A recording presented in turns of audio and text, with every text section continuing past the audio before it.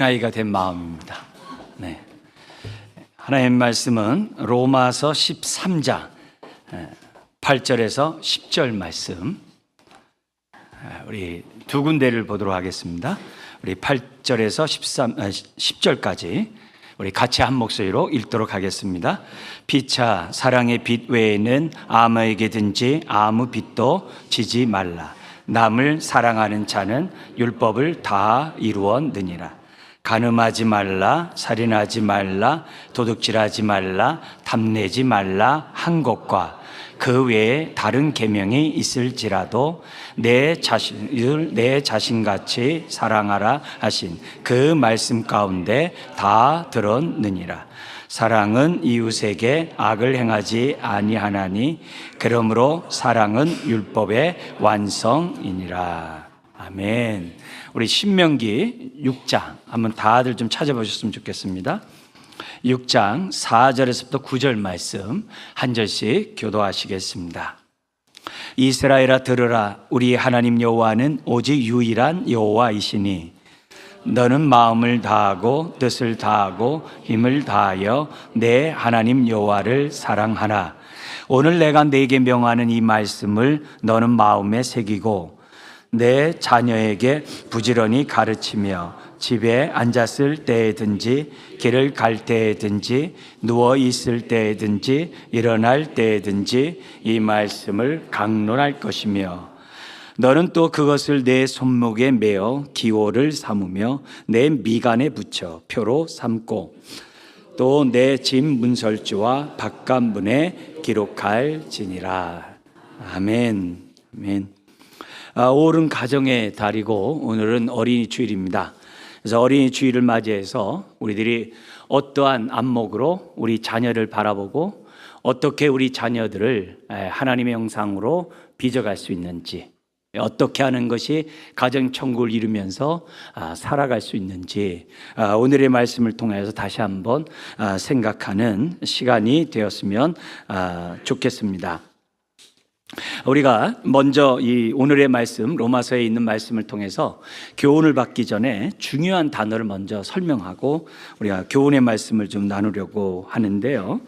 여기 이 8절에 보면 피차 사랑의 빛 외에는 아무에게든지 아무 빛도 지지 말라. 두 번의 이중 부정을 통해 가지고 이제 강조를 하고 있는 그런 내용입니다. 절대 빛을 지지 말라는 거예요. 뭐 외에는 사랑의 빛 외에는. 근데 이 사랑의 빛이 어떤 빛이냐면은 하나님의 빛, 하나님으로부터 우리가 받은 그 사랑, 그 사랑의 빛으로 살아가라는 거예요. 그러면 사랑의 빛 외에 지지 말라는 말은 무슨 말이에요? 피차 사랑하라는 말씀에 순종하라는 거예요. 그래서 우리에게는 피차 사랑하는 법만, 사랑만이 있는 거예요. 그 외에는 다른 빚이 없도록 하라. 빚지지 말라는 것은요, 굉장히 법률적인 단어예요.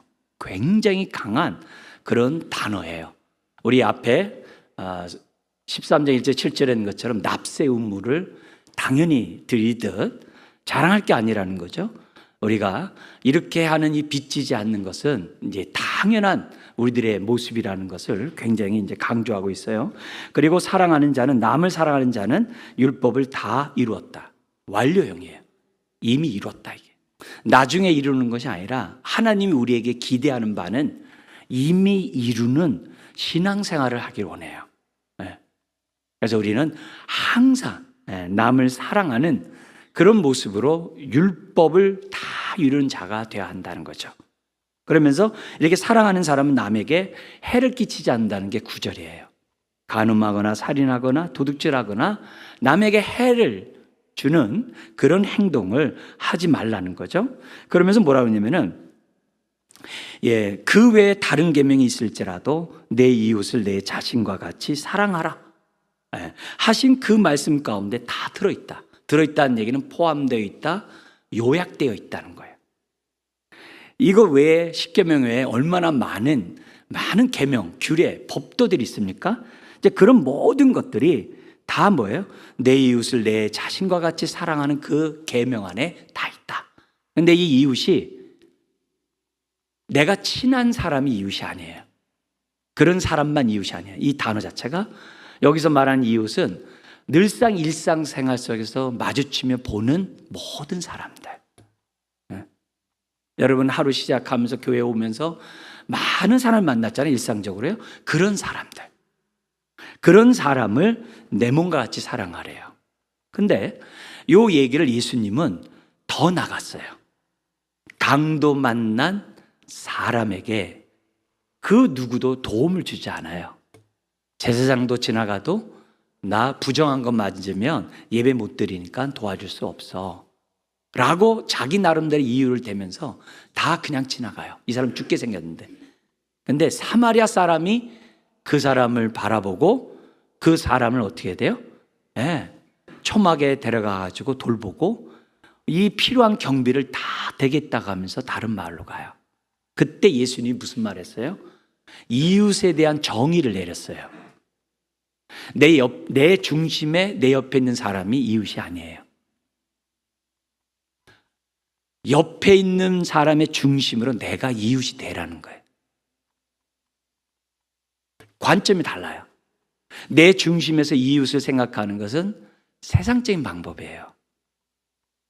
이 세상이 그렇게 다 해요.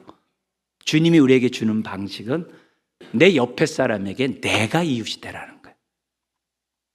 그 얘기를 우리들에게 말씀하면서 우리들이 어떻게 신앙생활하면서 살아가야 할지를 알려줬어요. 그러니까 내 이웃을 내 자신과 같이 사랑하라는 이 말은 단순히 내 옆에 친한 사람이 절대 아니고 내가 낯선 사람이라도 나의 도움이 필요하면 내가 그 사람의 이웃이 되어줘야 한다는 거예요. 그런 단어예요. 그러면서 사랑은 이웃에게 악을 행하지 아니하니. 벌써 여기 우리 12장에서 악과 선을 얘기했어요. 근데 여기서 말하는 이 악은 부족해서 몰라서 남에게 해를 끼치는 악이에요. 내가 결핍 가운데 내가 실수도 하고 잘 모르는 가운데 남에게 원치 않게 행하는 해를 악이라고 그래요. 마귀적인 악 얘기하는 거 아니에요. 그러니까 사랑은 이웃에게 악을 행하지 않는다. 근데 이 얘기가 반복되면 안 되겠죠? 내가 몰라서 그랬어. 계속 그렇게 해보세요. 그거는 악이죠. 그건 악이죠. 그건 잘못된 거죠. 그래서 이웃에게 악을 행하지 아니하나니 그러므로 사랑은 율법의 완성이라. 그래서 사랑하지 않으면 모든 율법을 지키는 게 아니에요. 아무리 우리가 이렇게 예배를 드리고 하나님을 사랑한다라고 하더라도 이웃을 내 몸과 같이 사랑하지 않으면 하나님을 사랑하는 게 아니에요. 이 말씀이 지금 로마서 13장 8절부터 10절까지 얘기하면서 12장 1절에서부터 해왔던 그 모든 삶의 예배에 아주 하이라이트, 결정판의 중요한 원리를 우리들에게 지금 가르치고 있습니다. 자, 여기에 따라서 오늘 우리가 이제 어린이 주일을 맞이해서 우리가 어떻게 이 어린이 주일을 통해서 주님의 말씀에 따라 내가 얼마나 자녀들을 잘 양육하고 있는지 한번 점검하고 우리 가정이 하나님의 말씀대로 뜻대로 우리 자녀를 잘 양육함으로 주님이 우리 가정 가운데 함께하는 놀라운 은혜들을 저와 여러분들이 체험하며 또 나눠주기를 원합니다. 자, 여기 무엇보다도 우리들이 첫 번째 우리가 가져야 될 교훈이 뭐냐? 나에게 있어서 내 자녀는 누구냐 이게. 다른 말로 하면 나는 나의 자녀를 주님의 안목으로 바라보고 있는가. 이게 첫 번째 교훈이에요. 나의 자녀는 나에게 누구인가? 로마서 12장 1, 2절에서 삶의 예배를 드릴 때 우리가 하지 말아야 할 것이 뭐냐면 이 세대를 본받으면 안 된다 그랬어요. 오직 마음을 새롭게 변화를 받아서 하나님의 뜻 가운데 삶의 예배를 드리라고 그랬어요. 이 세대는 자녀를 바라볼 때 어떻게 바라봐요? 나의 소유로 봐요. 하나님이 주신 선물로 안 봐요. 하나님의 자녀, 하나님의 선물로, 하나님의 소유로 보질 않아요. 내 소유로 봐요. 심지어는 세상에서는 내 자녀를 내가 가르치고 내 방식대로, 내 뜻대로 아이들을 양육할 권한이 있다라고 생각을 해요.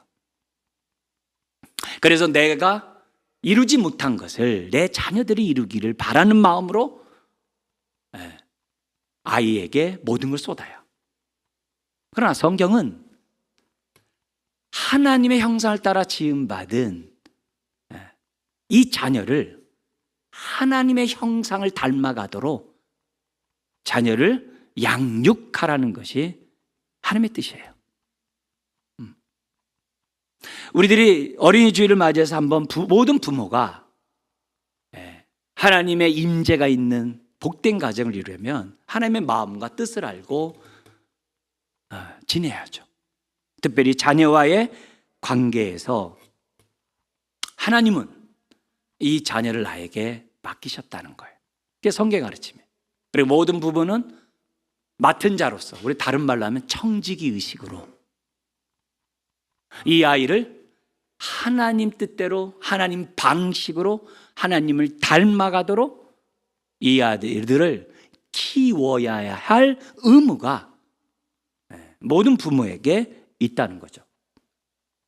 그래서 자녀를 바라볼 때마다 하나님의 눈으로 보는 것이 되게 중요해요. 모세의 엄마 요게벳이 있어요. 그 당시 바로 왕이 사내 아이들을 다 죽이는 가운데 이 부모는 자신들의 죽음을 아랑곳하지 않고 아이를 감춰서 키웁니다.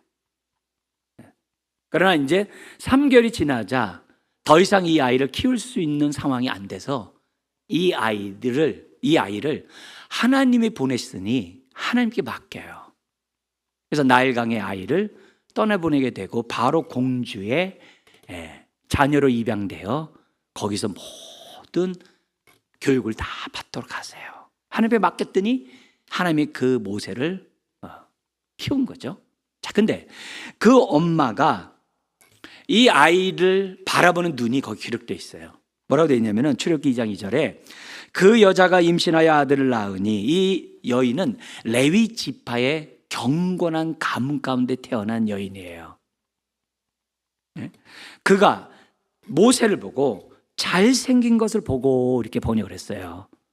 근데 잘생긴 건 핸섬하다는 얘기가 아니에요. 이 잘생긴 것을 보고 석 달 동안 그를 숨겼다라고 해서 이 단어는 하나님이 창세기 1장에 하나님의 뜻대로 이 모든 것을 창조한 다음에 보시기에 뭐 했더라? 좋았더라의 이 단어예요. 좋았더라의 단어예요. 이 단어는 하나님이 사용한 단어예요. 그리고 사람을 창조하시고 보시기에 어떻게 했다고요? 심히 좋았더라의 그거예요. 모든 것이 하나님의 뜻대로 됐을 때 하나님 보실 때 좋았더라 그래요. 그걸 선이라고 그래요. 절대 선이라고 그래요. 선. 우리가 말 good 있죠? 그거라고 그래요.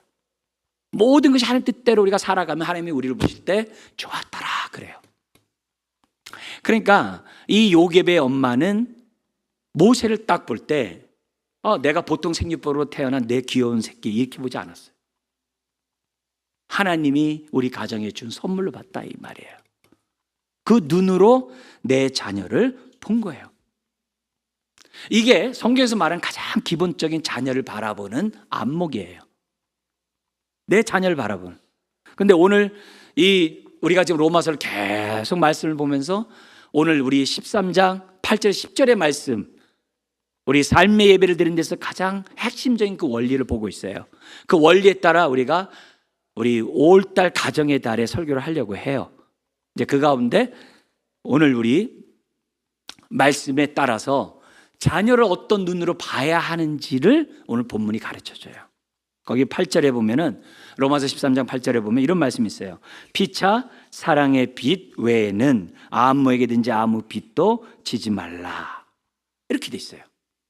여기서 이렇게 보면은 지금 자녀를 바라보는 눈을 우리들에게 주는데요.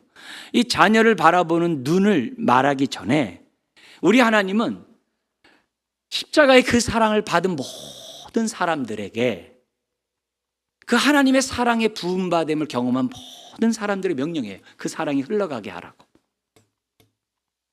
그래서 하나님만 사랑하는 것이 아니라 내 이웃을 내 몸같이 사랑하라고 하는, 이게 모든 율법의 핵심 내용이에요. 하나님 그렇게 말씀하셨어요. 그러니까 받은 그 사랑을 누구에게 흘려보내야 돼? 내 이웃에게 흘려보내야 돼요. 근데 그 이웃에 누가 들어가 있어요? 내 가족이 들어가 있고 내 자녀가 들어가 있다는 거예요. 자녀가 들어가 있다는 거예요. 모든 부모는 주님의 사랑으로 내 자녀를 사랑해야 될 의무가 있다는 거예요. 우리 자본주의 논리로 쓴다면, 그리고 오늘 말씀에 있는 빚이라는 이 단어를 쓴다면, 자녀는 내가 마땅히 돌봐야 될 사랑스러운 자녀이지만 새로운 관점은 뭐예요? 나의 채권자이기도 해요. 내가 빚을 갚아야 될 대상이 된다는 거예요. 이게 무슨 말이에요? 하나님의 받은 그 사랑을 아이에게 줌으로 나는 하나님에게 사랑을 지금 갚아나가고 있는 거예요. 하나님은 내 자녀를 통해 사랑의 빚을 받겠다는 거예요. 그렇다고 하나님이 대가로 사랑을 베푸는 게 그런 분이 아니죠. 하나님의 사랑은 무조건적이죠. 대가가 없죠. 그러나 그 사랑을 받은 사람은 어떻게 돼요? 눈에 보이는 내 자녀를 사랑하지 않고 어떻게 보이지 않는 하나님을 사랑해요? 안 되잖아요. 그죠? 그러니까 우리가 사랑의 빛 외에는 우리가 피차 사랑하는 그 대상이 바로 내 자녀인데, 그거는 뭐예요? 13장 1절 7절에 있는 것처럼 국가에다 세금을 납부하는 것이 당연하듯이 내 자녀에게 빚을 갚는 그 행동은 당연하다는 논리예요. 당연하다는 논리예요. 그러니까, 그리고 그 빚은 하나님께로부터 받은 사랑이기 때문에 갚을래도 다 못 갚아. 어떻게 우리가 하나님으로부터 받은 사랑을, 자녀를 사랑한다고 하고 다 갚을 수 있겠어요? 나 같은 자가 하나님의 사랑을 받았는데. 아니, 작게 누가, 우리가 아무리 부모를 섬기고 효도한다 하더라도 부모가 나에게 베푼 그 사랑을 다 갚을 수 있는 자녀가 어디 있어요? 택도 없죠. 말도 안 되죠. 부모의 사랑도 다 갚을 수 없는데 하물며 하나님의 사랑을 어떻게 다 갚아요? 말도 안 되죠. 말도 안 되죠. 근데 하나님은 지금 이웃에게 내 몸같이 사랑하는 것처럼 내 자녀에게도 동일한 명령을 지금 하고 있다는 거예요. 그래서 내가 받은 그 사랑을 이웃에게, 내 자녀에게 나타내야만 한다는 거죠. 그래서 나에게 내 자녀는 누구냐? 사랑의 빚을 갚아야 될 대상으로 보라는 거예요. 사랑의 빚을 갚아야 될 대상. 내가 낳았기 때문에 내 새끼라고 내 소유된 내 자녀가 아니라 받은 하나님의 사랑을 갚아야 될 대상으로 보라는 거예요. 그렇다면 효도에 대해서 달리 한번 생각해 보자고요. 우리는 인생에서 가장 귀한 농사가 자식 농사라고 그랬어요. 자식 농사를 잘못 지면 인생 다 잘못 살았다고 얘기를 해요. 그래서 딸 가진 부모가 제일 부럽다고도 얘기하고 막 그래요. 없는 집안은 좀 유라탕 터지고 막 이런 세상 속에 살고 있어요. 그리고 부모가, 자녀가 장성하면 부모를 마땅히 효도하는 것이 당연하다라고 생각들을 해요. 이거는 믿지 않는 세상에서도 똑같아요. 다 그렇게 생각해요. 그래서 자녀가 잘못하면 내가 너를 어떻게 키웠는데 너 나한테 이럴 수 있냐 그래요. 내가 너를 위해서 모든 걸 다 쏟았는데 너 지금 나한테 너 지금 이게 할 짓이냐 이렇게 얘기를 해요. 근데 그게 맞냐 이게? 이 세대를 본받지 말라고 했는데 세상 사람처럼 하는 그것이 맞냐 이게? 그렇지 않아요. 내가 부모에게 사랑을 쏟은 것이 대가를 바라서 만약에 했다면은 그건 주님의 사랑으로 내 자녀를 돌본 게 아니에요. 아니에요. 자녀가 효도하지 않는다고 바라거나 우라통 터지지 말라 이거야. 우리는 자녀를 섬겼을 때 자녀가 잘 섬기면 그건 진짜 감사하죠. 감사하죠. 그러나 우리가 주님 앞에 섰을 때 주님이 착하고 충성된 종아 잘하였도다 하면서 안아줄 거예요. 할렐루야. 네? 안아줄 거예요. 안아줄 거예요. 내가 자식을 통해서 내가 나중에 이렇게 받겠다고 이런 의도로 내가 생각해가지고 본전 생각한다면 우리가 삶의 예배, 가정의 천국, 주님이 원하시는 그런 이 몸으로 산잼을 드리는 그런 예배는 가정에서 없는 거예요. 가정에서 없는 거예요. 하나님 아버지가 우리에게 베푸신 그 십자가의 그 사랑은 대가가 없어요.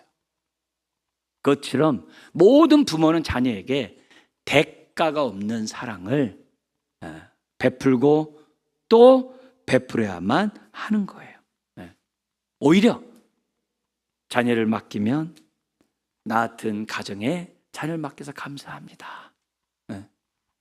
내가 주님의 형상으로 잘 빚어가겠습니다. 내가 키운 애가 막 사랑으로 반응하고 막 이렇게 효로 반응하면 어떻게 돼요? 할렐루야, 이게 웬 떡입니까? 이렇게 감사합니다. 이 신라곤의 세상을 살아가는 이런 세상 속에서 애들이 웃어주고 애들이 사랑을 베풀면 이것보다 더 좋은 오아시스를 만난 게 어디 있겠어요? 그잖아요? 그러니까 그것으로 우리는 다 받은 거예요. 그래서 이런 얘기도 하잖아요. 우리는 어렸을 때 이미 효도 다 받았다고. 세상에서 그런 말 하잖아요. 근데 그게 또 한편으로 맞아요. 그렇게 감사하면 아이는 그걸 통해서 어떻게 돼요? 하나님으로부터 받은 그 사랑이 어떻게 자녀들에게 사랑으로 나타나는지를 보고 배우는 거예요. 보고 배우는 거예요. 그래서 자녀 양육은 하나님께 진 빚을 상환하는 대상이 내 자녀예요. 그래서 자녀는 내가 하겠어. 근데 내 이웃은 못하겠어. 이러면 안 돼요. 그냥 일상 속에 만나는 사람들에게 하나님의 사랑을 나타내는 거예요. 그러므로 우리가 첫 번째 교훈이 뭐냐? 나에게 있어서 나의 자녀는 누구냐 이게. 내가 노년에 효도를 받고자 했던 투자처인가? 너무 원색적인 얘기해서 미안해요. 투자처인가? 아니면 내가 마음대로 휘둘릴 수 있는 내 소유라서 그냥 이놈의 자식 안 도와주고 있다고 씩씩거리고 있는가? 아니면 내가 평생 하나님에게 진 빚을 갚을 수 있는 대상이라서 기뻐하는가? 이걸 우리들이 기본적으로 생각하면 이 양육에 대한 무거운 짐에 불필요한 것들이 다 제거돼요. 그리고 사랑의 빚을 갚는 가운데 그게 참 기뻐요. 참 기뻐요. 같이 사는 것도 기쁘고 이렇게 자녀들이 자라는 거 보면서도 기쁘고. 그래서 우리 첫 번째 교훈에 따라서 나는 내 자녀를 어떻게 보느냐가 첫 번째 교훈이에요. 두 번째 우리가 이 말씀에서 봐야 될 교훈이 뭐냐면 우리가 진 사랑의 빚은 결코 줄어들지 않는 빚이래요. 원금 상환이 안 돼. 이자 갚기도 힘들어. 원금 상환이 안 돼. 심지어는 다 갚으려고 해도 절대 갚을 수 없는 빚이에요. 그렇기 때문에 우리는 내 자녀에게 진 빚을 국가의 세금을 자랑하지 못하듯이 세금 납부를 자녀 양육에 대해서 공치사할 일이 없어요. 그냥 나는 내가 법적인 의무를 다한 거야. 법적인 의미를 다한 거예요. 이 단어가 법적 요구라고 그랬어요. 빚지지만 하는 거예요. 우리는 사랑의 빚 외에는 그래 다 하는 거예요. 그래서 자녀 교육은, 자녀 양육은 내가 해도 되고 안 해도 되고 그러니까 아니에요. 당연한 납세 의무보다 더 센 의무예요. 그리고 했다고 자랑할 일도 아니에요. 그래서 부모가 자녀를 사랑하지 않는 것은 성경에 있는 것처럼 의무를 이행하지 않는 하나님 보시기에 악한 종이에요. 악한 종이에요. 그리고 이것은 자녀가 어렸을 때부터 받아야 될 사랑과 그 행복을 누릴 그 권리를 받다라는 횡령이에요. 네. 무슨 얘기죠? 애가 그 나이 또래 그렇게 행복하게 살아가야 되고 정말 복되게 살아야 될 그런 그 인생을 망치게 한 부모라고. 그렇게 하면 안 돼요. 우리는 자녀에 대해서 애가 잘 자라주면 마땅히 행할 바를 행하도록 교훈과 훈계로 하라. 그러면은 아이들 잘못들을 고쳐주고 바로 잡아주고 이렇게 하면서 아이가 잘 자라서 그도 하나님을 경외하는 부모를 닮았다면 할렐루야죠. 그것으로 모든 상은 다 받은 거죠. 모든 기쁨은 다 얻은 거죠. 오히려 나에게 섬길 수 있는 기회를 주신 하나님께 감사하고 너 때문에 행복했다라고 말할 수 있는 부모가 돼야만 한다는 거죠. 우리가 삶의 예배를 드리기를 원해요. 그래서 많은 사람에게 거짓 없는 사랑으로 심지어 핍박하는 사람에게도 축복하며 사랑해요. 우리 가정에서 삶의 예배를 나는 지금 어떻게 드리고 있는가? 이기적이고 자기만을 아는 내 자신이 어떻게 내 자녀를 키울 때 이렇게 헌신적이 되었지? 이게 보통 은혜가 아니에요. 그렇게 헌신적이 되면서 나는 비로소 성인이 돼가는 거거든요. 우리 나이 먹었다고 다 성인 아니잖아요. 그 안에 자라지 않는 애기들의 모습들을 갖고 있잖아요. 그렇기 때문에 우리가 사는 게 이렇게 아비규환이고 힘든 거 아니겠어요? 몸집만 어른이 되면 안 되죠. 우리의 속사람이 어른이 돼야 되잖아요. 이 어른이 되지 않으니까 다 이기적이고 정력적이 되고 막 그래요. 근데 애를 키우면 다 이타적인 사람이 돼요. 비로소 어른이 돼요. 이런 축복이 있는 것을 봅니다. 여러분 보면 여기 성경에 보면 사랑은 어떻게 돼요? 율법의 뭐라 그랬어요? 완성이라 그랬어요. 모든 하나님의 규례와 법도 다 그게 완성이에요. 그래서 우리가 피차 사랑하듯 자녀를 사랑하는 것은 그건 내가 복 받는 길이에요. 내가 율법을 완성하는 내가 복을 받는 은혜를 덧입은 사람이에요. 그리고 그 사랑은요, 우리 태양의 빛이 이 프리즘을 딱 통과하면 어떻게 돼요? 무지개가 생기잖아요. 빨주노 파남바 이렇게 딱 이렇게 생기잖아요. 그래서 하나님의 사랑을 딱 가지면 그 사람에게는 빨주노초 파남보처럼 부모에게는 이렇게 사랑하고 자녀에게는 이렇게 사랑하고 이웃에게는 이렇게 사랑하고 어려움 가운데 있는 사람은 저렇게 사랑하고. 그래서 사랑이 상대방에게 미치는데 나 사랑하는 게 중요한 게 아니라 누가 그 사람의 이웃이냐가 중요해. 그 사람에게 맞는 사랑을 하는 게 중요해. 근데 그러잖아요. 어느 부모가 자녀에게 내가 너를 어떻게 사랑했는데, 사랑하는 사람 어디 있어요? 근데 자녀들은 언제 사랑했어요? 그래요. 다 언제 사랑했는데요? 그래요. 뭘 해줬는데요? 그래요. 와, 그럼 뒷목 잡고 쓰러지죠. 다 그래요. 그러니까 우리가 살다 보면 이게 지금 뭐가 엇박자예요. 사랑하지 않는 부모가 어디 있어요? 다 사랑하지. 근데 어떻게 사랑하냐가 중요해요. 내 자식 하면서 소유로서 사랑하는지, 주님이 맡긴 자로서 내가 살아가는지, 이 너무나도 중요해요. 그래서 자녀를 양육할 때 에베소 6장 4절에 너희 자녀를 노엽게 하지 말고 그래요. 노엽게 하지 말고 오직 주의 교훈과 훈계로 양육하라. 주의 교훈과 훈계로 양육하면서 사랑으로 하지 않으면 노여워해요. 말씀대로 살아야 된다. 너 왜 기도 안 하니? 그럼 잔소리가 돼. 부모가 자녀에게 얘기하는 게 공부해라, 착한 사람이 되라, 배려하라, 얼마나 좋은 말이에요. 근데 그 말이 자칫 잘못하면, 사랑이 없으면 다 채찍질이 돼요. 가시가 돼요. 가시가 돼요.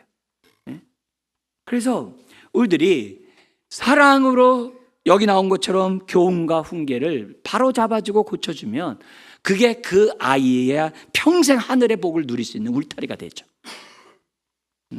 울타리가 되죠. 우리는 이 아이가 하나님 앞에 온전히 쓸 때까지 빚을 갚아야 돼요. 아우, 왜 쟤는 왜 이렇게 내 말 안 들어? 예, 아직 남았어요. 계속 사랑으로 돌봐야 될 그런 일이에요. 언제 네가 나 철드냐? 예, 아직 멀었어요. 그냥. 그래서 10절에 보니까 사랑은 이웃에게 뭘 행하지 않는다고요? 악을 행하지 않아요. 악은 비단 언어 폭력이나 잘못한 애를 뭐 이렇게 하고 그런 것만 얘기하는 게 아니에요. 예. 아이가 그 나이에 누려야 될 그 하나님의 축복을 누리지 못하게 하는 그 모든 것도 다 악행이에요. 내가 사랑하지 않는 것도 악행이에요. 하나님 앞에서 악을 행하는 거예요. 악을 행하는 거예요. 그래서 앞에서 그동안 계속 한 게 뭐예요? 악을 멀리 하라고만 하지 않고 뭐라 그래요? 선으로 악을 어떻게 하라고요? 이기라 그랬잖아요. 선으로 악을 이기라. 그래서 내가 한번 우리들의 지나오면서 노년이 됐을 때 한번 내가 그동안 자녀를 어떻게 키웠는지 평가하는 두 가지가 딱 있어요. 여러분 1번인지 2번인지 한번 답해 보세요. 내가 이렇게 열심히 했기 때문에 내 자녀가 나한테 효도하는 건 당연하지. 마땅하지. 근데 좀 아쉬워. 어버이날에는 좀 더 신경 써야 되는데 왜 안 하지? 이렇게 생각합니까? 아니면 내가 자녀를 바라볼 때마다 좀 더 해주고 싶은데 못 해줬네. 내가 좀 더 그때 잘했어야 되는데 그때 내가 못했네 라고 생각합니까? 1번입니까? 2번입니까? 예, 2번이 정답이에요. 2번이면 잘 사신 거예요. 근데 1번이면 그냥 예수 믿는다고 하면서 세상 방식으로 산 거예요.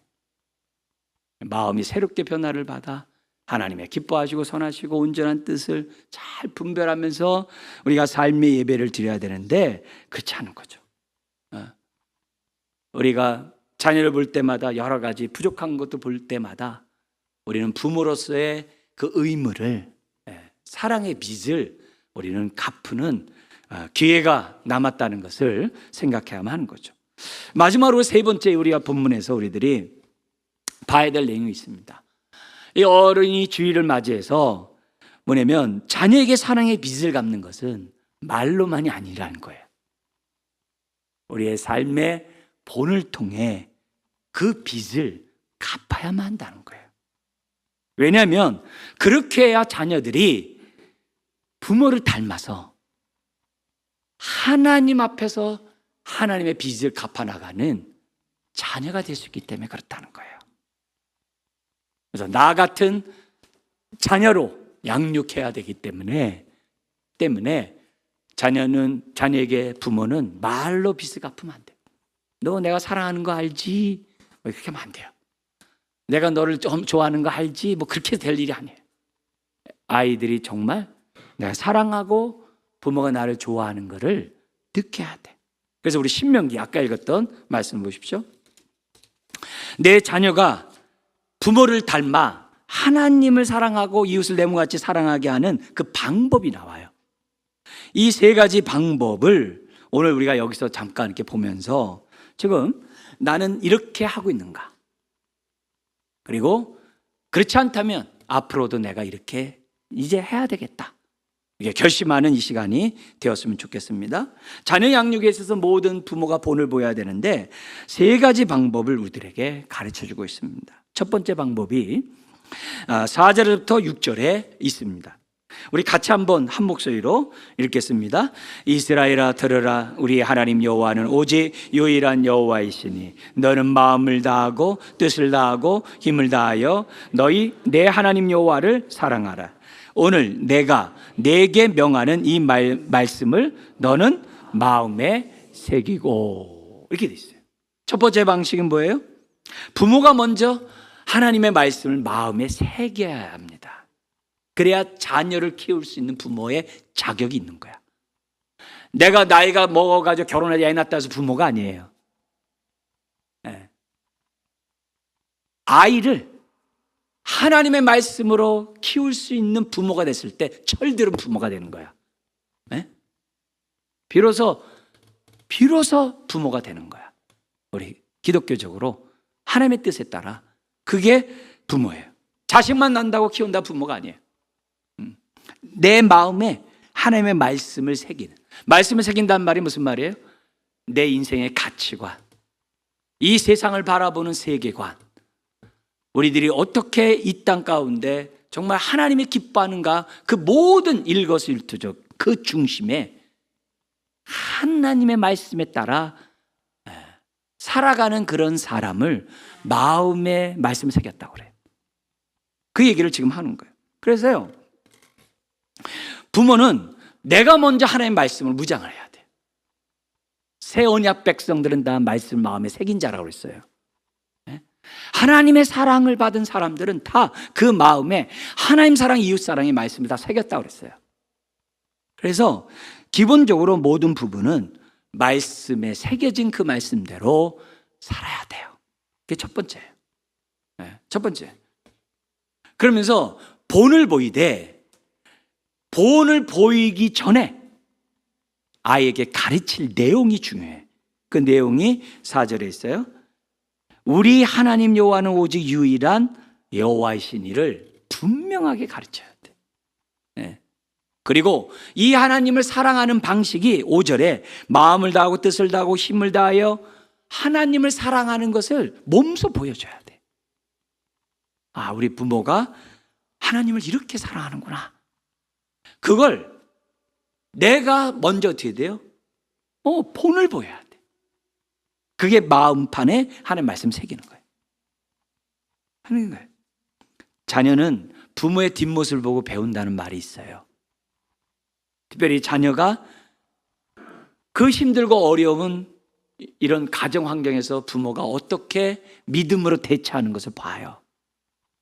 이렇게 힘들고 어려운 일이 잘 안 되고 막 고통스러운 있을 때 믿음으로 어떻게 반응하는지를 자녀들은 부모의 행동을 보면서 믿음을 배워요. 설교로 배우는 게 아니에요. 부모의 순종의 삶을 통해 믿음을 배워요. 믿음을 배워요. 그게 첫 번째입니다.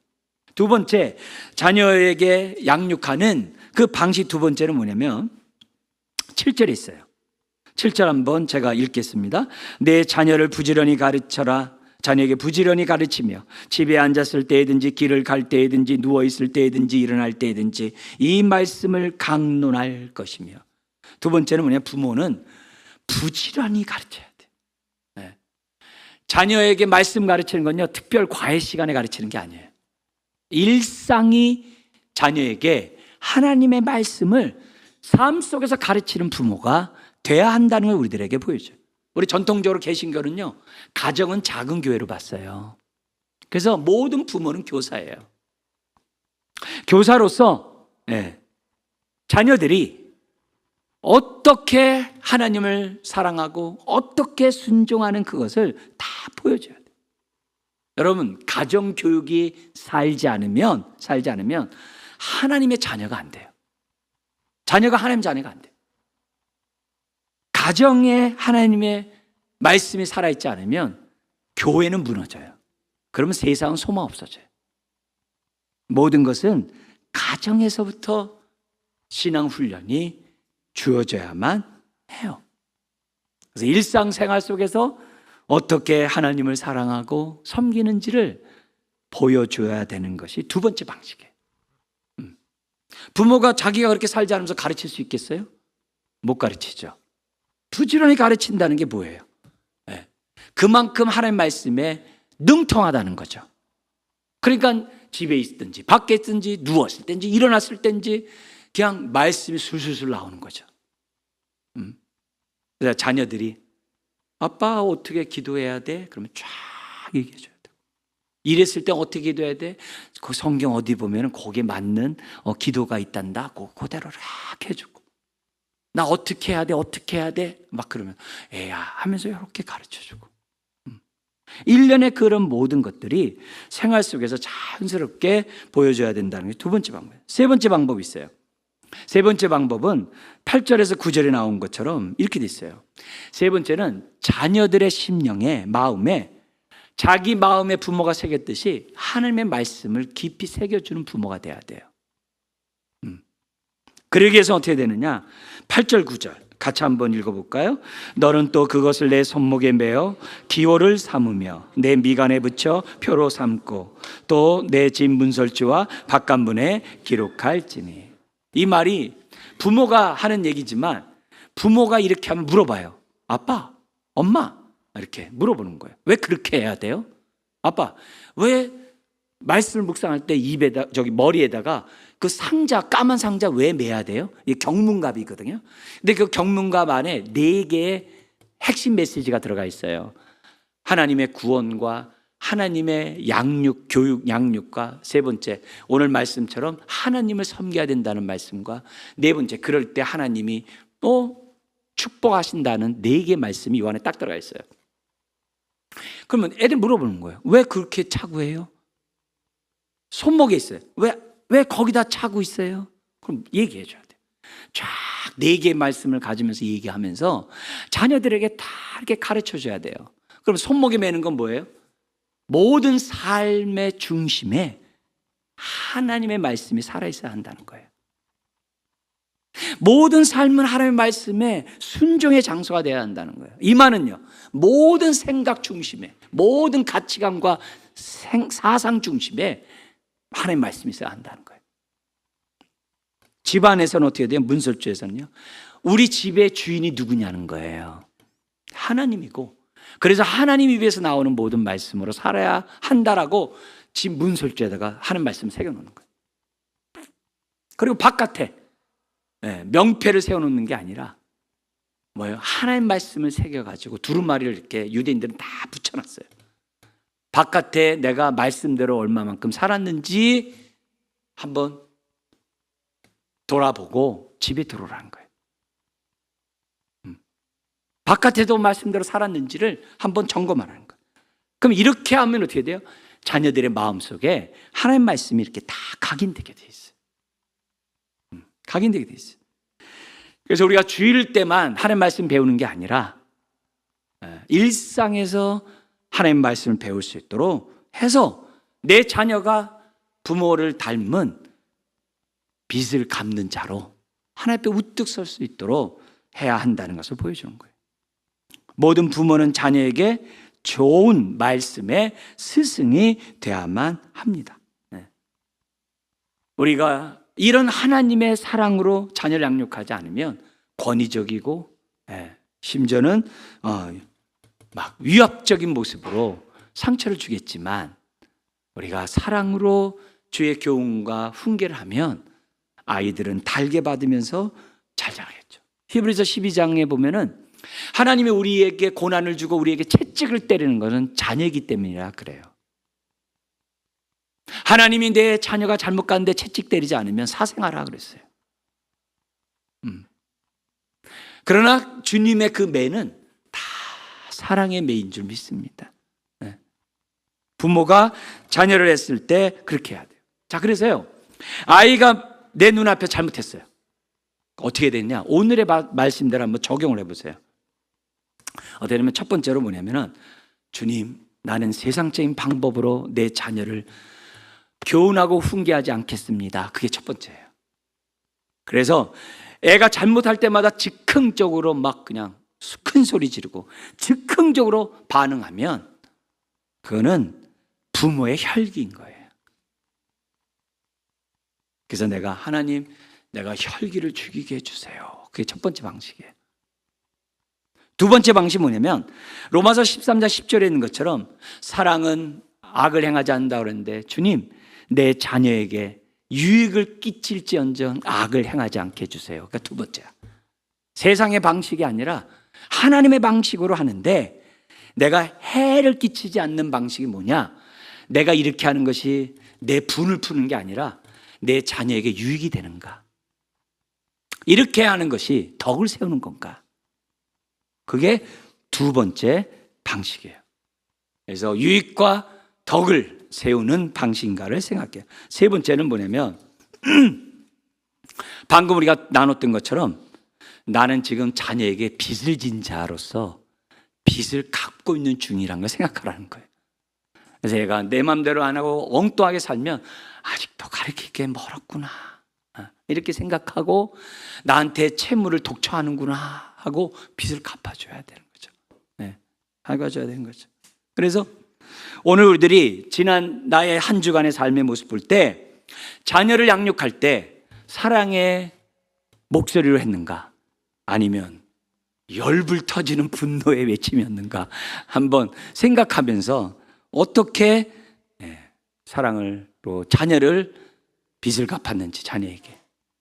그래서 사랑 없는 말은 자녀들의 마음을 오히려 굳게 만들어요. 말씀을 마음에 새기지 않는 거죠. 자, 그래서 주님, 제가 이제부터는 자녀를 사랑하겠습니다 했는데 예배드리고 집에 갔더니 내 자녀가 그냥 막 하라는 공부는 안 하고 막 게임이나 하고 있고 막 난장판 만들어 놓고 지들끼리 막 싸우고 막 엎어놨어. 그때 드디어 와라라락 할 거냐?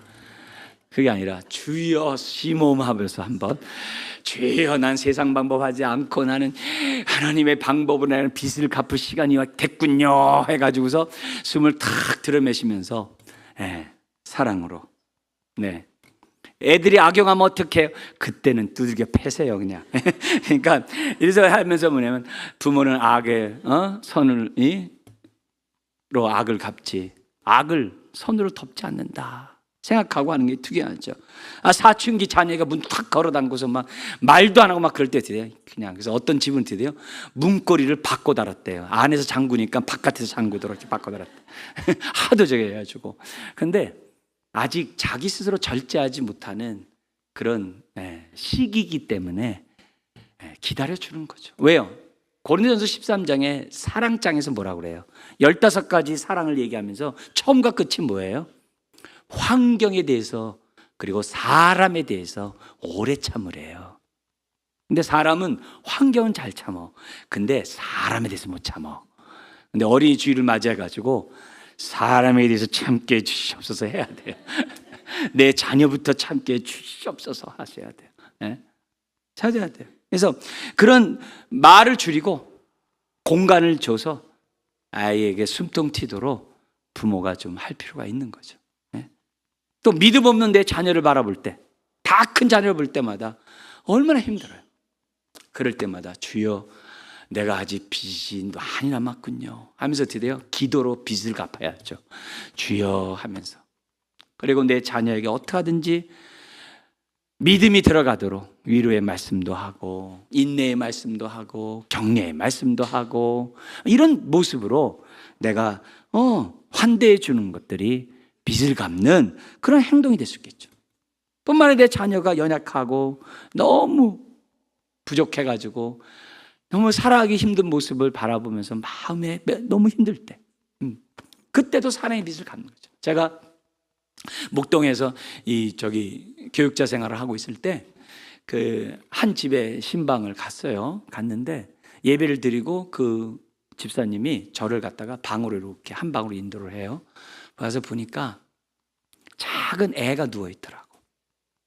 근데 그 애가 태어날 때서부터 앉지도 못하는 그런 장애를 갖고 태어나가지고 23세가 됐는데도 요만해요.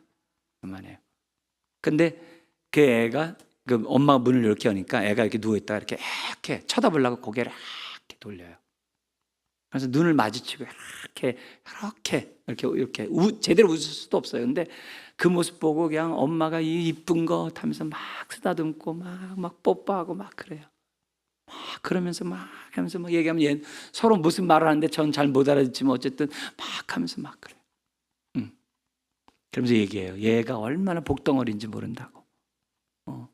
얘 때문에 하나님의 사랑도 내가 더 많이 알게 됐고 얘 때문에 내 삶이 이렇게 참 하나님의 은혜 가운데 살아가게 되고 막 자랑하시는 거예요. 참 이해하기 힘든 거죠. 이해하기 힘든 거죠. 그렇지만 그 부모는 그렇게 함으로 하나님의 사랑을 지금 다 갚아가고 있는 거예요. 그 수혜자가 그 자녀인 거죠. 너무 이렇게 그 모습을 봅니다. 그래서 우리들이 신앙생활하면서 우리가 빚을 갚을 때 그 빚은 우리가 내가 아무리 어렵고 이렇게 힘든 상황이 있다 하더라도 빚 갚을 시간이 됐구나 이렇게 생각하라는 거죠. 칼빈은 이런 얘기도 했어요. 가장 고통스러운 자녀를 만날 때 그때가 하나님의 심장을 나에게 이식하고 있는 시간이래요. 너무 무서운 말이에요. 네. 그 순간에 주님의 마음으로 더욱더 돌봐야 되는, 왜? 나 아니면 돌볼 사람 없잖아요. 그잖아요. 그러니까 내가 돌보는 그 대상이라는 거예요. 그러면서 하나님의 사랑. 그래서요, 우리는 모든 부모는 이런 여러 가지 어려운 일이 있을 때마다 평소에 잘해야 돼. 평소에 자녀들을 위해서 축복기도 많이 하세요. 너는 하나님의 형상을 따라 지음받은 자다. 우리는 다 하나님의 영광을 위해서 다 지음받은 자야. 너도 하나님 사랑하듯이 이웃도 사랑하거라. 이런 얘기를 평소에 잘해야 돼. 그리고 평소에 자꾸 정체성을 줘야 돼. 너가 누군지 아냐, 하나님 안에서. 너는 하나님의 자녀야. 이런 얘기들을 자꾸 심어줘야 돼. 그래서 자녀로 살아갈 수 있도록 해야 하는 거죠. 결국 오늘 말씀에 보면 이런 말씀이 있어요. 율법의 완성은 뭐다? 사랑이다. 근데 하나님은 그 사랑을 어디에서 이루기 원한다? 내 가정에서. 특히 누구요? 내 자녀에게서. 율법의 완성의 삶을 살아가기를 원하세요. 힘들고 어려운 그런 일들을 만날 때마다 세상 방식을 본받지 말고 우리 마음을 새롭게 해가지고 내가 주의 사랑을 하면 내 자녀는 옥토밭이 되겠죠. 그래서 어느 순간에 하늘의 복을 누리겠죠. 하나님의 축복이 얼마나 놀라운지 아세요? 1000대까지 미친대요. 1000대. 네. 이 세상에 아무리 갚으라고 해도 3대 가기 어려워요. 근데 우리의 복은 뭐예요? 1000대까지 미친대. 왜 그럴까요? 이런 부모 밑에 그런 자녀가 생기니까. 말라기에서도 얘기해요. 왜 결혼해요? 경건한 자손을 낳으려고. 그게 성숙한 그리스도인들의 결혼관이에요. 하나님의 뜻을 아는 성도의 결혼이에요. 왜 결혼한다고요? 경건한 자손을 낳으려고. 그리고 그 경건한 자손이 어떻게 돼요? 그런 마음으로 자녀를 키우면 1000대까지 이루는 그런 복의 복을 누리는 저와 여러분들이 되고, 감사하게도 우리에게 덤으로 줘요. 자자손손이 하나님 섬기는 걸 보게 해주겠대. 이 얘기는 뭐예요? 치매 걸리지 않고 장수하게 해주겠다는 거예요. 이게 얼마나 좋은 복이에요. 그러니까 우리들이 하나님의 주시는 이 모든 말씀, 여러분 오늘 다시 한번 나에게 자녀에게 남겨줄 유산이 뭐냐? 빚을 갚는 그 부모의 사랑인 줄 믿습니다. 기도하겠습니다. 하나님 아버지, 오늘도 자녀들이 부모는 나에게 하나님의 사랑을 아낌없이 주셨다라고 하는 이 말을 들을 수 있는 부모들이 되기를 원합니다. 자녀와 같지 않으면 천국에 들어갈 수 없다고 했음을 기억하게 하시고, 우리 평생 사랑의 빛 외에는 지지 않도록 우리의 삶을 붙잡아 주옵소서. 우리 자녀, 맡긴 자녀 잘 양육할 수 있도록 은혜와 사랑을 더욱더 부어 주옵소서. 예수님의 이름으로 기도드리옵나이다. 아멘.